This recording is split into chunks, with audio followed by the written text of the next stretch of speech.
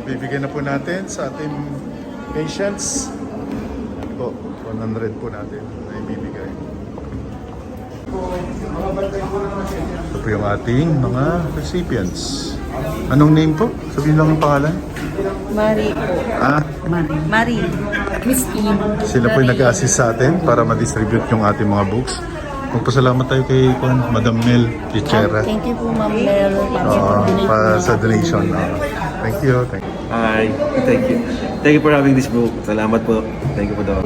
Yung 100 po na ibigay po ninyo, nagpapasalamat po. Dahil yung 100 na recipients po natanggap po yung binigay po ninyo. Ang tulong po ito sa mga taong may sakit. Unang-una yung kapatid ko po matutulungan po dahil siya po ay diagnosed ng stage 3 cervical cancer. So matutulungan siya po neto sa mga salita po ng Diyos. Thank you po, God bless. Thank you po sa na-receive namin na 100 books. Thank you po sa Holy Spirit. Sana makatulong sa amin ng mas maayos po sa amin sa pamumuhay.